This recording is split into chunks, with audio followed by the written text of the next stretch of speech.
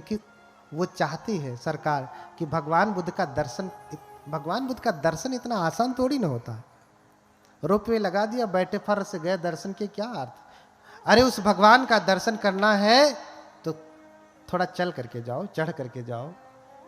लोगों को 12-12, 20-20, 2-2 दिन लग जाते हैं चढ़ने में। बूढ़ी बूढ़ी माताएं, बूढ़े बूढ़े बुजुर्ग, एकदम भीड़ लगी रहती है। आप जाइए कभी, चढ़ते हैं, 2-4 सीढ़ी चढ़ के बैठ जाएंगे, आराम करेंगे, खाना पीना लिए रहते हैं। 2 दिन, 3 दिन, 4 दिन लगे, लेकिन जाएंगे भगवान का। वर्ष में एक बार वो भगवान का दर्शन अवश्य करते हैं। जवान लोग तो कई बार, मैं भी कई बार गया, चढ़ते उतरते दशा खराब हो गई। इतना ऊंचा, इतना ऊंचा। वहां भगवान बुद्ध का श्रीपाद यानी बुद्ध का पैर है वहां पे। पाद यानी पैर। बुद्ध के पैर को श्रीपाद कहते हैं। बुद्ध का पैर है, जाके देखिए वहां पे। और लोग उसको देश विदेश से नमन करने के लिए वहां पे आते हैं, नमन करने के लिए आते हैं। तो क्या सुमेध तुम नहीं जानते कि दीपंकर तथागत आ रहे हैं और हम सभी लोगों ने मिलकर के उनको निमंत्रित किया है। उनको क्या किया है? निमंत्रित किया है। अपने बहुत सारे भिक्षु संघ के साथ वो इस अमर नगर में आ रहे हैं। निमंतयिम नाथेन मया लोके नायकम, निमंतयिम दानेन मया लोके नायकम। हम लोगों ने उन लोक नायक को यहां पे निमंत्रित किया है। तो फिर सुमेध सोचते हैं कि उनके आगमन के लिए तस्सागमनत्थाय मग्गम सोधेम चक्षुम, उनके आगमन के लिए हम लोग ये रास्ता बना रहे हैं। क्योंकि पहले आरसीसी रोड नहीं हुआ करता था, ऐसी कोई गवर्नमेंट नहीं थी कि सब जगह रोड बना दे, कच्चा रोड हुआ करता था। हे चक्षुमान तस्सागमनत्थाय मग्गम सोधेम चक्षुम, हे चक्षुमान, उनके आगमन के लिए हम लोग क्या कर रहे हैं? रास्ता बना रहे हैं, मग्गम मार्ग बना रहे हैं, मार्ग बना रहे हैं। तो सुमेध सोचते हैं कि ये तो बड़ा पुण्य का कार्य है, मैं भी इसमें लगता हूं। जबकि वो 5 अभिज्ञा और 8 समापत्ति से युक्त हैं, वो चाहे तो ऐसे करें तो रास्ता बन जाए। लेकिन कहते हैं कि मुझे भी थोड़ा सा जगह दो, मुझे भी थोड़ी सी जगह दो, मैं भी रास्ता साफ करूंगा। याचित्वान पदेशकम लभित्वा विषमंठानं समंकातुं समारभि। उनसे मांगा कि मुझे भी थोड़ी सी जगह दो, कि इतना दूर मैं सफाई कर दूं, रोड बना दूं, बाकी जगह पे आप लोग बनाते रहिए। जैसे यहाँ काम चल रहा था, कोई आया होगा श्रद्धालु, बहुत सारे लोग आए होंगे, नहीं भी आए होंगे, श्रद्धालु होगा तो आया होगा, बोला होगा कि अच्छा बताइए उपासिका जी, उषा भारती जी, हमको हमारे लिए क्या सेवा है। अपने अपने सामर्थ्य के अनुसार सब लोग सेवा दे रहे हैं। और ऋषि कह रहे हैं, सुमेध कह रहे हैं कि मैं भी रास्ता बनाऊंगा उनके लिए, इस पुण्य कार्य में सहयोगी बनूंगा। इसलिए फावड़ा ले लेते हैं और रास्ता बनाने लगते हैं। अब इतने वैभवशाली घर में रहें, जिनके घर में खुद ही 1000 बैलों की खेती, 7 पीढ़ियों का इतना विशाल धन, कभी खेत देखा भी नहीं, और फावड़ा चलाने की तो बात ही छोड़िए। और वो भी सब कुछ छोड़ करके जंगल जा करके अभी सप्ताह भर वो तप ही कर रहे हैं। एक सप्ताह कोई बैठ करके आए, फिर फावड़ा पकड़ा दीजिए, चलेगा। लेकिन फिर भी देखिए श्रद्धा कि नहीं, मैं भी बनाऊंगा। फावड़ा पकड़ लेते हैं और रास्ता बनाने लगते हैं। लेकिन उनसे बनता नहीं। भगवान आने वाले हैं और भगवान आने लगते हैं, दीपंकर बुद्ध आने लगते हैं दूर से ही। हाँ, दूर से ही भगवान को देखते, वो भगवान बुद्ध आ रहे हैं, और सब लोग चिल्लाने लगते, भगवान आ रहे हैं, भगवान आ रहे हैं। आगच्छति भगवान, आगच्छति भगवान, आगच्छति भगवान। अरे देखो देखो भगवान आ रहे, भगवान आ रहे, भगवान भगवान आ रहे हैं। सब चिल्लाने लगे। अब वो देखते हैं कि अरे भगवान आ रहे हैं, लेकिन अभी इनके हिस्से का जो रास्ता बनाना था ये बना नहीं पाए, सफाई नहीं कर पाए। अभी पानी बह ही रहा है, कचरा बह ही रहा है, थोड़ा सा बचा है।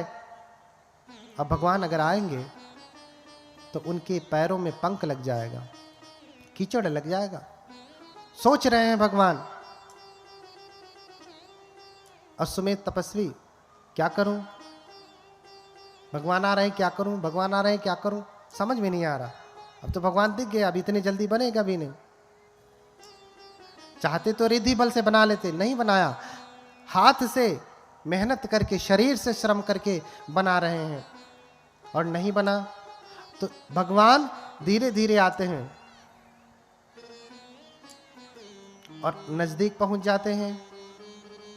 अब क्या करें, अब नजदीक पहुंच गए तो इधर से गुजरेंगे भगवान तो उनके पैरों में कीचड़ लग जाएगा।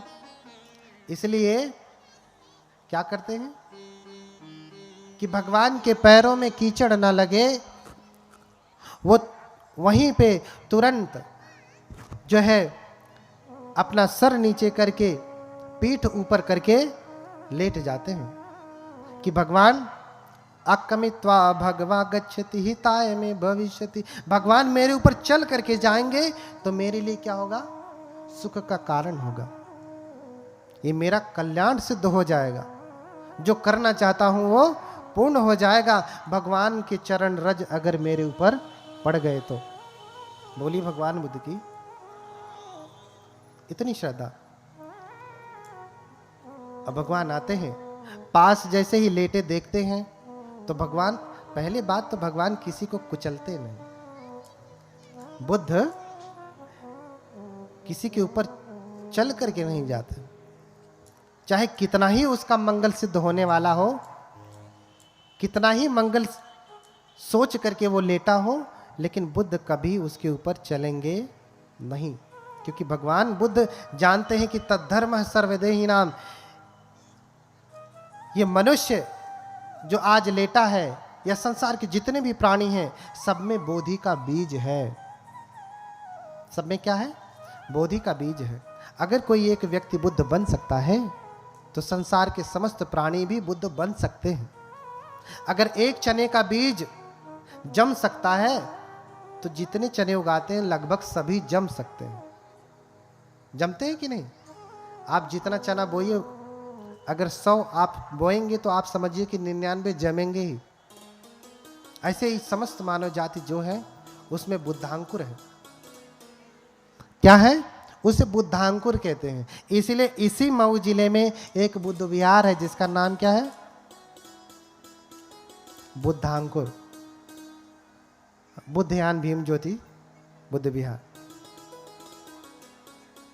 हर प्राणी क्या है, बुद्धांकुर है, बुद्ध का अंकुर है, बुद्ध बन सकता है। इसलिए बुद्ध किसी को कुचलते नहीं, बिना बुद्ध के कुचले ही मंगल होता है। बुद्ध के दर्शन मात्र से ही मंगल होता है। इसलिए कहा श्रमणानंच दर्शनं, श्रमणों का दर्शन करना, दर्शन मात्र से ही मंगल हो जाता है, कुचलने की आवश्यकता नहीं। और आते हैं, रुकते हैं, फिर पूछते हैं सुमेध से कि तुम क्यों लेटे हो। देखिए, प्रश्न होता है कि सभी बुद्ध पूछते हैं। एक तो प्रश्न ये पैदा होता है कि बुद्ध अगर सच में लोगों के मन की बात जानते हैं तो पूछते क्यों हैं, और पूछते हैं तो इसका मतलब जानते नहीं। यही हुआ ना। बोलिए भगवान बुद्ध की। बुद्ध अगर सर्वज्ञ हैं, अभी हमने एक स्तुति की, सर्वज्ञ है सुगतो बुद्धो। क्या कहा? सर्वज्ञ, सब कुछ जानने वाले। क्या है? सब कुछ जानने वाले। अगर वो सर्वज्ञ है, सब कुछ जानते हैं, तो इसके मन में क्या चल रहा है ये नहीं जान रहे, पूछ क्यों रहे? फिर क्यों पूछ रहे? अच्छा, आप कोर्ट में जाते हैं तो आपके तमाम सबूतों और गवाहों को देख करके जज नहीं जानता कि फैसला क्या है, लेकिन पूछता है ना। ये तो बहुत मामूली बात है, पूछता है ना कि भैया तुम्हें कुछ कहना है। हम तो सब जान ही रहे हैं क्या है, सारा कच्चा चिट्ठा ये रखा है, लेकिन जज आपको अवसर देता। बुद्ध भी अवसर देते हैं आपको। कैसा अवसर? सत्य वचन बोलने का। आज तक आप झूठ बोले होंगे, जो कुछ भी किए होंगे, लेकिन बुद्धों के सामने आप कम से कम सच बोलें। बुद्धों के सामने सच बोलें, आप वचन की शुद्धता करें। इसलिए बुद्ध जानते हुए, भगवता जानता पश्यता पुच्छति, भगवान जानते हुए देखते हुए पूछते हैं। हाँ, फिर पूछ लिया कि क्यों लेटे हो, इस प्रकार लेटने से तुम्हारा क्या सिद्ध होने वाला है।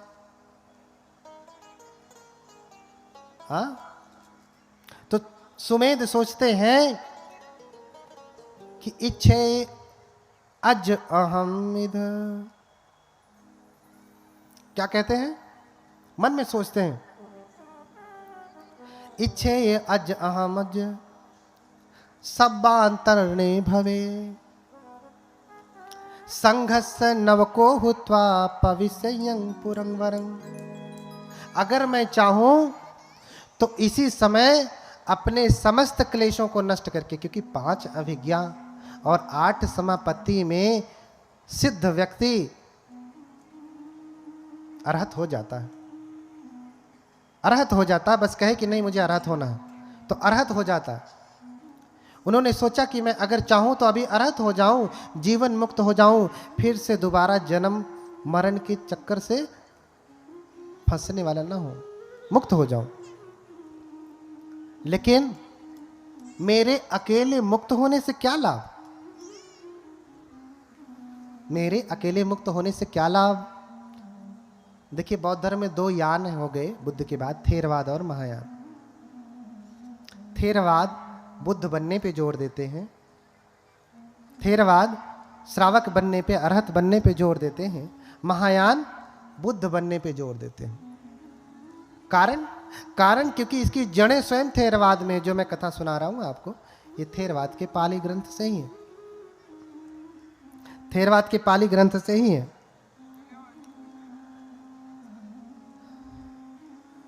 तो उसमें खुद ही कह रहे हैं, किंग में एकेन तीर्णेन तारेन तमदस्सिना सबयुतं पापुड़ित्वा संतारे सदेवकम। कह रहे हैं कि मैं चाहूं तो अभी अरहत हो जाऊं, लेकिन मेरे अकेले मुक्त होने से क्या लाभ? ये सारे लोग तो दुखी ही रह जाएंगे। इनको कौन तारेगा? इनको कौन तारने के मार्ग पे लेकर के जाएगा? इसलिए संघर्ष नवको हुत्वा पविष्यं पुरं वरं। इसलिए मैं भी बुद्ध के जैसा होना चाहता हूं, मैं भी बुद्ध बनना चाहता हूं, ताकि मैं लोगों को सम्यक ज्ञान दे सकूं और लोग भी इस भव चक्र से मुक्त हो सके। इसलिए मुझे मुक्त नहीं होना है, मुझे क्या होना है? बुद्ध होना है। तो जब दीपंकर पूछते हैं कि तुम क्यों लेटे हो, तो इतना कुछ विचार करके, इच्छेवं विचिंतयित्वान निपन्नो सो जिनंकुरो, ये कुछ जो सोच करके सुमेध लेटे हुए थे, अब बुद्ध से कहते हैं कि हे भगवान, मैं भी आपके जैसा बुद्ध होना चाहता हूं। बुद्ध का अर्थ क्या है? बुद्धति अरिय सच्चानीति बुद्धो, जो आर्य सत्य को जानता है। बोधेता पजायाति बुद्धो, और उस सत्य को जानते ही नहीं, दूसरों को भी उसका अवबोध कराते हैं। ये क्षमता सब में नहीं होती। ज्ञान तो जान जाएंगे, बुद्ध के अलावा भी और बुद्ध होते हैं, जिसे कहते हैं पच्चेक बुद्ध। उससे पच्चेक बुद्ध कहते हैं। वो भी बुद्ध जैसे सामर्थ्यवान होते हैं, लेकिन उन्हें धर्म का ज्ञान है किंतु दे नहीं सकते, ये गुण ही नहीं। बहुत सारे ऐसे लोग हैं जो परम ज्ञान से समन्वित हैं, लेकिन वो दूसरों को ज्ञान जब देंगे तो कोई सुनता नहीं, या तो लोग उठ के भाग जाएंगे, क्या बोल रहा है। क्यों? क्योंकि वो पारमिता पूरी करके नहीं आए। ज्ञान है, बहुत ज्ञान है, लेकिन देने का बल नहीं है, देने का सामर्थ्य नहीं है। इसलिए बुद्ध के पहले भी बुद्ध होते हैं, पच्चेक बुद्ध होते हैं, श्रावक बुद्ध होते हैं, है ना। तो मैं भी आपके जैसा बुद्ध होना चाहता हूं। मुझे आशीर्वाद दें कि मैं भी बुद्ध बनूं, आपके जैसा बनूं। और फिर दीपंकर बुद्ध सोचते हैं कि क्या ये सच में बुद्ध बनेंगे। तो अपने दिव्य चक्षु से देखते हैं कि क्या ये बुद्ध बनेंगे। तो देखते हैं, क्या देखते हैं कि ये बुद्ध बनेंगे। ये क्या बनेंगे? बुद्ध बनेंगे। कितने कल्पों के बाद? कप्पे सतसहस्र च चतुरो च असंख्य। इतने कल्प के बाद, जिसकी अभी हमने व्याख्या की। ये बुद्ध बनेंगे और इनकी माता कौन होंगी? महामाया होंगी। और पिता कौन होंगे? शुद्धोधन। पिता च शुद्धोधनस्तु तत्र तत्र पतिरूप जन्नी गुणान्विता। पिता भी वो शुद्धोधन होंगे और माता महामाया भी वहां वहां होंगी। ऐसा कहा, ऐसा देखा। और फिर जब उन्होंने कहा कि हे भगवान मुझे भी बुद्ध होना है, तो दीपंकर बुद्ध ने अनुमोदन किया, आशीर्वाद दिया। एवं होतु, जिसे आप कहते हैं तथास्तु संस्कृत में। बुद्ध ने क्या कहा? एवं होतु, आशीर्वाद दिया, ऐसा ही हो, जो तुम चाह रहे हो ऐसा ही हो। और ऐसा कह करके स्वयं दीपंकर बुद्ध सुमेध तपस्वी की 8 बार परिक्रमा करते हैं और 8 मुट्ठी पुष्प से उनकी पूजा करते हैं। पूजे ही 8 मुट्ठे ही पुष्पे ही गुणक्वयो। उन्होंने 8 मुट्ठी पुष्प से क्या किया? पूजा किया। 8 बार प्रदक्षिणा की, प्रणाम प्रदक्षिणा। आप कभी भी सारनाथ आइए और जब आप आएंगे तो देखेंगे कि जितने बौद्ध धर्मावलंबी हैं, विदेशी जो परंपरागत बौद्ध हैं, वो सारनाथ के धम्मक स्तूप की परिक्रमा करते हैं। क्या करते हैं? परिक्रमा करते हैं। 3 बार, 5 बार, 7 बार, 8 बार परिक्रमा करते हैं। सैकड़ों बार परिक्रमा करते हैं। और लामा जी लोगों को देखेंगे तो वो तो 108 बार, हर दिन 108 बार परिक्रमा करते हैं। हर दिन कम से कम 108 बार पंचांग प्रणाम करते हैं, जैसे अभी हम लोग कर रहे थे। ये पंचांग था, अष्टांग लेट करके होता, ये पंचांग प्रणाम था। तो कम से कम 108 बार परिक्रमा करते हैं, 108 बार पंचांग प्रणाम करते हैं। दीपंकर बुद्ध ने सुमेध की 8 बार परिक्रमा की। बुद्ध स्वयं बोधिसत्व की परिक्रमा कर रहे हैं। क्यों?